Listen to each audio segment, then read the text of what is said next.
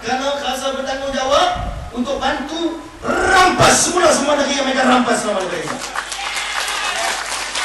Saya tahu pengalaman kerana I'm among the 10 antara 10 orang yang menjadi pakar strategi untuk PKR yang kami bentuk dokumen menjana tenaga kemenangan, yang dengan dokumen itu akhirnya kami berjaya rampas 6 negeri, kemudian 1 negeri balik pada UMNO. Alhamdulillah. Sikit lagi dah masa tu negeri 9, Melaka sikit lagi dah tuan. Putrajaya amat hampir dah, tapi Allah masih belum izin. Kita tahu, saya mengatur strategi seluruh negara kerana kita meyakini anak betul nak bela rakyat. Tapi yang paling menghampakan saya, bila kita pegang jawatan, kita nak laksana. Biasa cerita pada tuan di sini.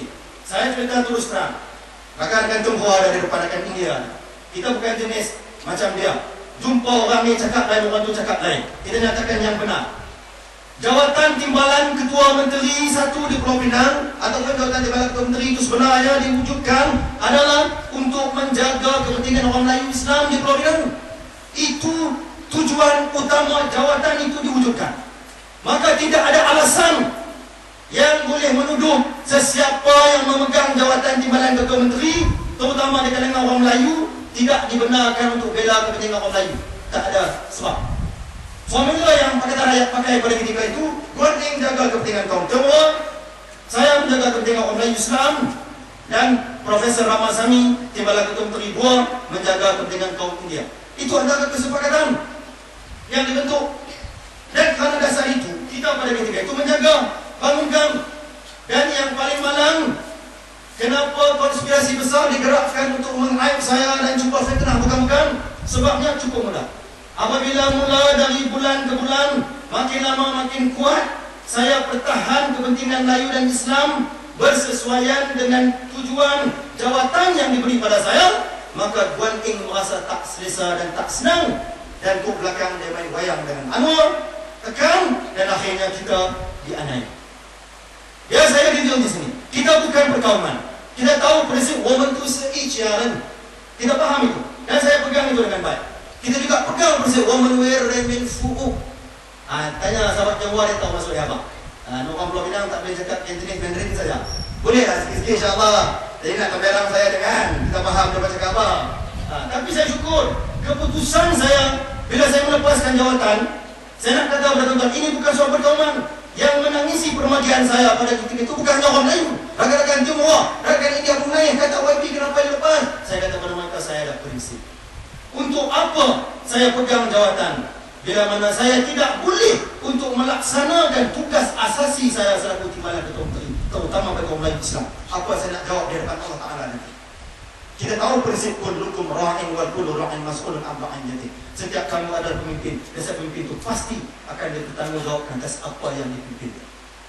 Dan saya pegang kuat juga prinsip satu lagi Al-Quran yang menyebut wa qul ja'al haqqu wa dhahaqal batila innal batila kana zahuqa. Apabila datang kebenaran, kebatilan pasti akan musnah. Ya, saya sabar dan diam sekian lama.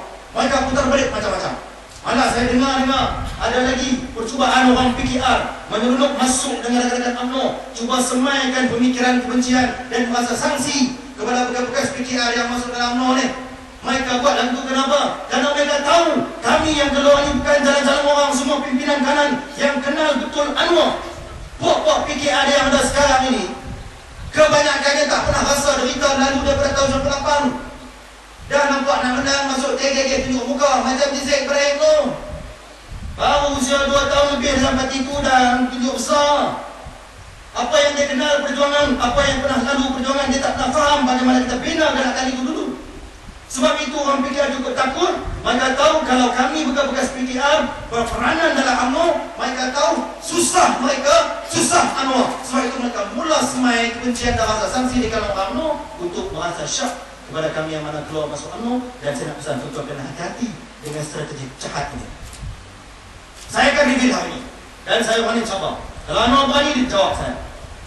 Dia pernah kata dalam diri, ini kita nak buktikan betapa pembohong dan sikap munafik Anwar. Orang lain tak boleh kata, biar saya kata. Anwar ni munafikun terbesar di abad ini.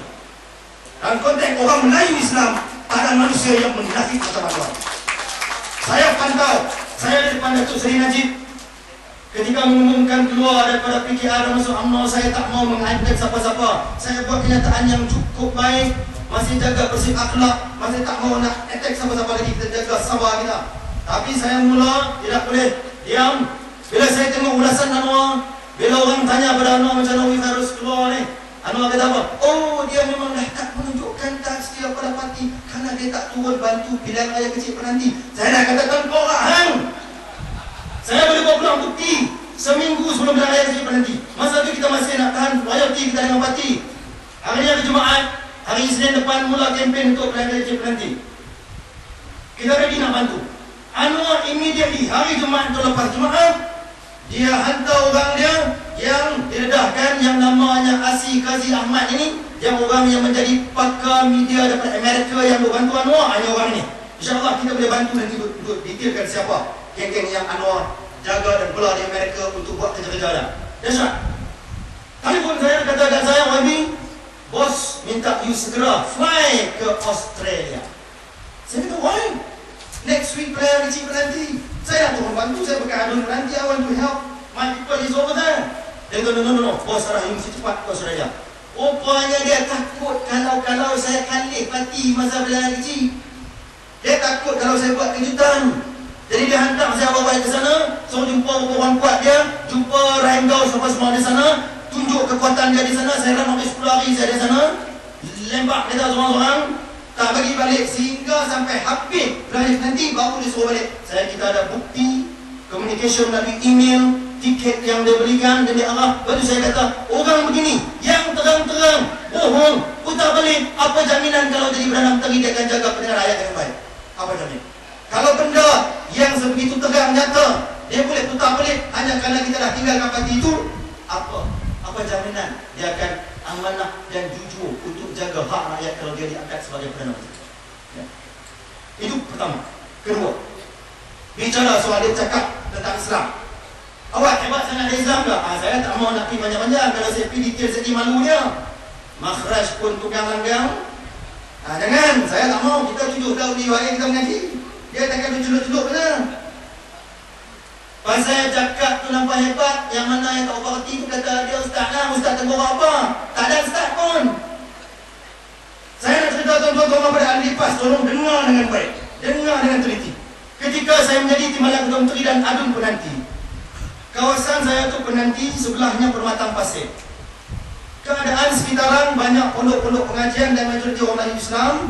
Sebagai Timbalan Ketua Menteri, sebagai adun penanti dan juga exco agama negeri, maka saya jalankan tugas asasi saya. Saya tanya pendapat masyarakat, saya jumpa tokoh ulama yang ada di situ, maka mereka semua berharap agar kita bangunkan penanti ini jadikan Serambi Mekah. Bersesuaian kerana dirinya banyak pondok pengajian dan majoriti orang Islam 95%. Tak ada masalah. Malah ada Johor dan India yang saya jumpa bincang, mereka tak ada masalah, benda baik. Jadi saya umumkan tentang perancangan kita nak jadikan penanti sebagai Serambi Mekah di Masjid Kubang Smart. Petang tu saya umum, malam lepas Jumaat Anwar telefon. Ini saya nak beritahu rakan-rakan PAS yang hampa ada ingat dengan Anwar pemimpin Islam. Pemimpin Islam apa? Pengkhianatan dia terhadap Islam dan bangsa cukup banyak. Malam tu dia telefon saya, dia kata, Wemi, ni apa ni? You nak jadi penanti Serambi Mekah ni pasal apa? Tak payahlah. Orang Islami sangat ni susah. Dan nanti susah kita. Ini DAP tak sokong kita. Nampak? Saya kata, what's wrong? Apa masalahnya? Saya umum di tempat saya menjadi ahli Dewan Undangan Negeri. Dan saya dah tanya pendapat rakyat. Memang oleh ulama di sana mahukan demikian. Tidak ada isu, tidak ada masalah. Dan kita pun tanya juga pendapat rakan-rakan Johor dan India, depan tak ada masalah. Sebab itu saya umum. Bukan kita tak mati buahnya. Tapi dia bermati-matian sekat untuk tidak benar. Saya lakukan perkara itu. Kenapa? Kenapa? Sebab yang mudah, karena takut hilang sokongan DAP pada itu. Ya. Ketiga, berkenaan parti komponen. Ini di banyak tempat saya tak cerita di sini, saya nak habaq. Membangkang Parti Keadilan Rakyat, PAS dan DAP membentuk Pakatan Rakyat. Prinsip dalam coalition parti, kita kena menghormati hak dan kepentingan parti komponen yang ada dalam barisan kita. Di Pulau Pinang ada 40 seat Dewan Undangan Negeri. 19 dimenangi DAP, 11 oleh UMNO semuanya di Seberang Perai, 1 oleh PAS, 9 oleh Parti Keadilan. Bertepatan dengan semangat Pakatan Rakyat, bila saya jadi Timbalan Ketua Menteri, kita nak jalan ke tujuan menjaga kepentingan semua parti. Jadi antara usul yang dibawa pada ketika itu, yang bersangkutan dengan Majelis Agama Islam Pulau Pinang, maka kita cadangkan untuk menghormati rakan PAS, walaupun menang satu kursi tapi jenteranya banyak membantu Pakatan Rakyat Koma PKR di Matampau. Saya kata kita kenangkan Allahyarham Datuk Hamdan yang menjadi adun 3 penggal yang tak pernah kalah dulu. Saksi banyak perkara ini. Saya kata Datuk Seri kena bagi ruang ni parti komponen kita, walau dia menang satu kursi kita kena hormat PAS, bagi dia peluang untuk jadi yang dipertua Majelis Agama Islam Pulau. Tuan-tuan nak tahu apa jawapan anu? Ini banyaknya orang PAS tak tahu. Orang PAS dia kena temperang dengan anu, bermati-matian, duk bela anu sangat, tapi di belakang sebenarnya anu tidak pernah setia dengan mana-mana pun komponen parti. Anwar hanya setia dengan kepentingan peribadi dia saja untuk jadi Perdana Menteri, itu saja. Nanti saya akan beritahu kenapa dia terlalu sangat berkendak jadi Perdana Menteri, sebab dia keluar kalam dia sendiri, dia keluar pada saya. Dalam konteks PAS tadi, bila saya bawa usul itu untuk jaga kepentingan dan maruah parti komponen kita yang satu ni, Anwar kata apa kat saya? Dia kata, Faris, tak boleh, dia kata. Tak boleh nak bagi Hamdan ni. Saya kata, kenapa? Siapa masalah? Dia 3 term undefeated adun. Mana rakyat memang sokong kat dia, kita kena hormat lah bagi. Lagi parti komponen, dia kata, no, tak boleh. Saya tanya, why? Dia tak ada paper qualification. Dia ni tak ada standard macam profesor-profesor lain yang luar kita cadang nak naik nama ada satu pada USM semua ni. Saya tak tahu sendiri, apa awak yang dangkai sangat pemikiran? Kita Hamdan ni bukanlah bengak sangat yang hanya sekolah darjah 6 ke apa. Dia ada kelulusan yang sesuai, cuma bukan bertaraf ijazah. Tetapi saya kata dalam majlis agama, kita dah cadang untuk lantik ahli majlis. Yang di kalangan ahli majlis tu ada yang berdekat tinggi, ada profesor, ada doktor, ada bukan mufti, itu tak ada masalah. Keputusan bukan dibuat oleh seorang, dia akan dibuat keputusan secara kolektif. Maknanya Datuk Hamdan ni akan dipandu oleh ahli majlis lain yang dia berpendidikan tinggi. Apa masalahnya untuk meletak beliau? Dia kata, no, ini tak boleh, dia tak ada standar. Ini jawapan Anwar yang bila saya turun ke bawah nak cerita rakyat, orang PAS tanya, saya tak boleh jawab. Takkan nak cerita berlaku itu, kita pun nak kena jaga bos. Kepala kata, nanti kita belum boleh buat keputusan. Sebenarnya Anwar tak mau. Anwar kata kalam mulut dia. Di sini saya sebut, wallahi, Anwar kata ke saya, ni pada PAS ni bukan boleh bagi sangat ni. Pasal mereka dah ambil semua banyak sangat dah kuasa ambil kat mereka. Ni kalau di sini pun kita bagi kat mereka, habis lah kita semua mereka mau. Ini Anwar kata. Apakah itu ucapan yang sepatutnya dikatakan pada parti komponen dia sendiri? Ini saya nak beritahu, mana ada pimpinan PAS? Kalau ada pimpinan PAS yang ketegang sangat, yang tu kuat saya nak bertahan PAS dalam Pakatan Rakyat, tolong mari depan saya sekarang ni. Sila hujah di mana? Saya bela kepentingan mereka dulu di Pulau Pinang. Saya bela kepentingan parti komponen di Pulau Pinang sehingga saya ditekan.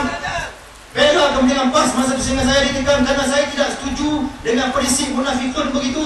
Dia cakap lain depan orang, di belakang dia buat lain. Kalau you dah kata ini Pakatan Rakyat, parti komponennya ada 3, maka jagalah dan hormatlah parti komponen sendiri. Kalau parti komponen sendiri pun tak hormat, saya nak tanya saudara semua, apa jaminan kalau manusia ini nak jadi Perdana Menteri, dia akan jaga kepentingan rakyat? Ada? Kalau PAS yang membantu dia dengan jentera yang kuat untuk menang pilihan raya Matampau pun dia khianat demikian, ini saya tengok depan mata saya. Saya nak cabar kalau Anwar berani menafikan, sila nafikan kalau dia boleh nafik. Ya? Itu yang disebut. Bila saya turun jumpa PAS, tengok terpaksa nak pengedah kat mereka, dia kena sabar, nak tu. Udah memang hak mereka tak ada langsung. Itu belum lagi bicara soal Anwar pernah juga buat sembang-sembang yang pandang lekeh pada orang dalam rakyat Islam. Ini satu hal lagi. Benda tu ditunjukkan jelas, tengok apa jadi dalam isu kalimah Allah. Tegang dan nyata, prinsip dan pendirian dia amat mengejutkan kita. Mana mungkin mantan Presiden Abim yang kononnya faham Islam akhirnya buat keputusan demikian yang khianat kepada kepentingan agama. Biasanya tak akan berani di depan rakan-rakan kita, rakan-rakan Timur dan India. Saya nak sampai kita bertuan. Kalau seseorang manusia itu sendiri khianat kepada kepentingan agama dan bangsanya sendiri, apa jaminan dia akan jaga kepentingan kaum lain dan bangsa lain? Saya nak tanya, kaum Tionghoa, maukah kalau tiba-tiba segala istiadat kaum Tionghoa yang disambut baik selama ini tiba kita minta jangan dibuat? Marah tak? Kita marah, sebab itu budaya you yang you amal selama ini. Begitu juga sambutan di Bali dan yang lain tu. Kalau you dah amal menjadi budaya, kepercayaan, tiba orang suruh berhenti, you marah. Ini Anwar. Selepas saya melepaskan saja jawatan di Pulau Pinang, perarakan Maulid Rasul yang selama ini tak pernah jadi masalah, tiba-tiba mereka nak suruh batalkan.